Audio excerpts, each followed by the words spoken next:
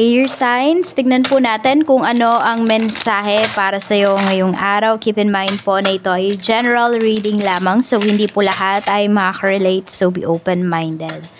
Sa mga hindi po nakasubscribe dito sa ating channel, please subscribe na po kayo and palike na din po ng ating video. At sa mga nais po mag-avail ng ating private readings, ng ating Evil Eye Amulet, ng ating Tears Bracelet, makikita nyo po yung link sa description box, Tarot Intentions by Aliana Reyes. Okay? Tignan natin kung ano po ang mensahe para sa'yo ngayong araw na ito. Spirit Guide, mensahe po natin for air signs, Gemini, Libra, and Aquarius.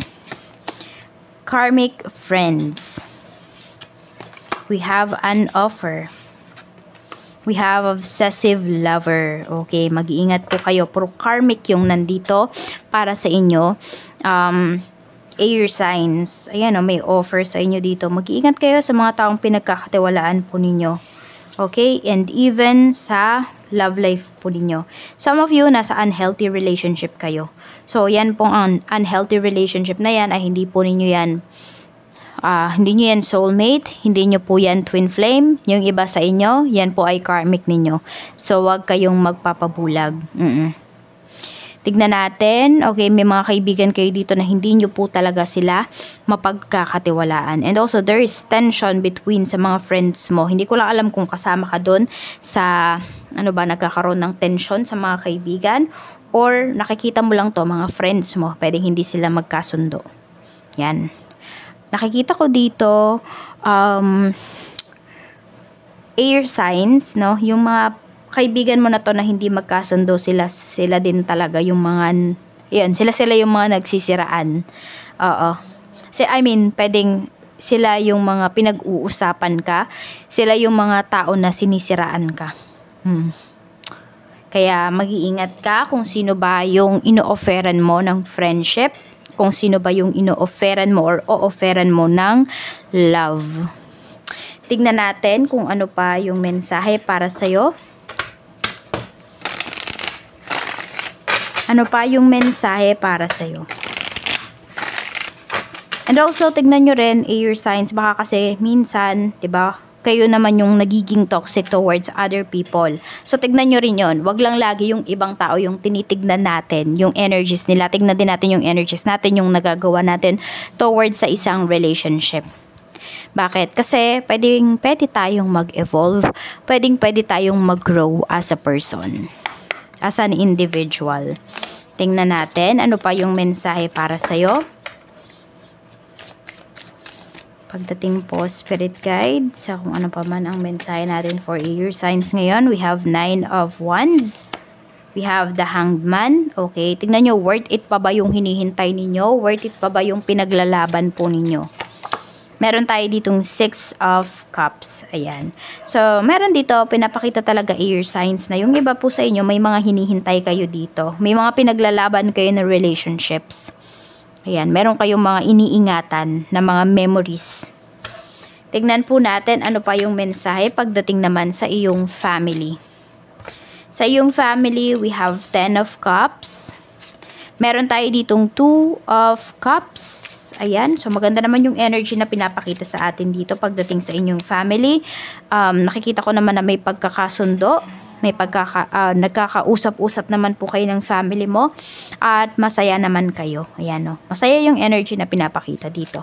So pwedeng pagdating naman po sa inyong family life ay fulfilled naman po kayo. Actually, mababait yung mga family members mo. Ayan, meron dito, narinig ko. Sabi, pumabait po sa ibang tao. Meron talagang ganun. Pero meron din naman dito, mas mabait yung mga family members mo sa'yo. Tignan natin ano pa yung mensahe. Sa mga friends mo, we have the Fool and we have the High Priestess. Ayan. So, hindi ka naman pala maloloko ng mga kaibigan mo kasi marami naman po sa inyo, air signs, ay malakas talaga yung intuition po ninyo. So, nakikita nyo dito kung sino ba yung kaibigan na tinuturing talaga kayong kaibigan. At meron ditong kaibigan na alam ninyo na tinuturing kayong kakumpetensya. Tignan natin ano pa yung mensahe pagdating naman po sa iyong love life. Ayan, 4 of Wands. Meron tayo ditong 5 of Pentacles. And mayroon tayo ditong Queen of Cups. Ayan po. So, yung iba sa inyo talaga dito, gusto nyo pang, may hinihintay talaga kayo. Ayan o. Meron dito, pwede po na, kung kayo naman ay, nasa isang relationship naman po kayo, may panlalamig ngayong araw na to, parang hindi mo parang it's either gusto mong yakapin yung person mo pero ayaw niyang magpayakap sa'yo. Hindi ko alam kung moody lang ba yung person mo, may pinagdadaanan lang ba siya. Ayan po. Tingnan mo din kung pagbibigyan mo pa ba siya kasi pwedeng hindi lang naman siya ngayon naging mailap sa'yo, hindi ba? Tsaka may napapansin ka talagang kakaiba sa kanya. So, tignan mo yan kung ano ba yung dapat mong gawin pagdating dito sa relationship po ninyo kasi may panlalamig talaga na pinapakita. Tignan natin bakit ba nanlalamig yung person mo. 7 of Wands. Ayan, marami kasi siyang iniiwasan. Okay, pwedeng merong iniiwasan na pag-usapan yung person mo. Meron naman dito kaya siya nanlalamig kasi umiiwas po siya sa tukso. Ayan. Hindi ko alam kung ano ba yung person mo. Pero, ayun, umiiwas siya sa tukso. Pwedeng panunukso mo or panunukso ng ibang tao sa kanya. Kaya, pwedeng, ayun, mailap siya. Tignan natin ano pa yung mensahe pagdating naman po sa iyong kaperahan. Sa iyong kaperahan, we have the Last Judgment. Meron tayo ditong Knight of Cups. So, may offer sa'yo dito pagdating sa trabaho. Pagdating ba to? Ayan, sabi ko nga, pagdating to sa kaperahan mo. So, may offer sa'yo dito. Pwedeng, hindi ka gagastos kung ano man yung ino-offer na to sa'yo. Or, pwede po na magbabayad ka. Tingnan mo. Meron kayong ano dito. Meron kasing papeles na pinapakita dito. Oo. So, kung ano man itong pipirmahan mo na to, yun na yung magiging final decision. Wala nang bawian. Kaya pag-isipan mong mabuti. Tignan natin pagdating naman po sa iyong trabaho. Sa trabaho naman, Spirit Guide, we have 10 of Swords. Meron tayo ditong the Tower. So, yung iba po sa inyo, pwedeng, it's either matanggal kayo sa work. Meron dito, pwedeng iiba kayo ng trabaho. Mag-iiba na kayo ng path. Eh ano, 'di ba may offer sa inyo? So yung offer na to pwedeng biglaan 'yan. So kung kahit biglaan 'yan, pag-isipan niyo po kung tatanggapin niyo ba or hindi. Pero kasi yung iba po sa inyo, dinadirect na po talaga or nire-redirect na po talaga kayo ni universe sa right path or sa talagang purpose po ninyo dito sa mundo. Tignan natin ano pa yung mensahe pagdating naman sa iyong negosyo. We have the Lovers. Meron tayo ditong Ace of Swords. At mayroon tayo ditong 9 of Cups. So, ang gaan, ang ganda po ng negosyo ninyo ngayong araw na ito. So, may mga breakthroughs tayo dito. May mga makaka-deal ka po talaga na sobrang magiging magaan yung iyong energy, yung, alam mo yun, parang ang smooth lang ng mga transactions po ninyo. Tignan natin ano pa yung mensahe, Spirit Guide. We have energy exchange. Ayan nga po.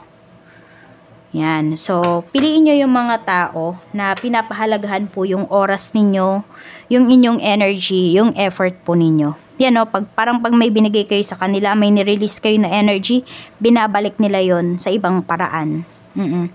Katulad nito, yung pagdating sa negosyo mo, ang gaan po talaga ng mafe-feel mo ngayong araw na ito. Hindi ko alam kung meron yung iba sa inyo, sa medical field ba kayo nagwo-work, o yung iba sa inyo, nang nag-heal po kayo, nang gagamot yung iba sa inyo.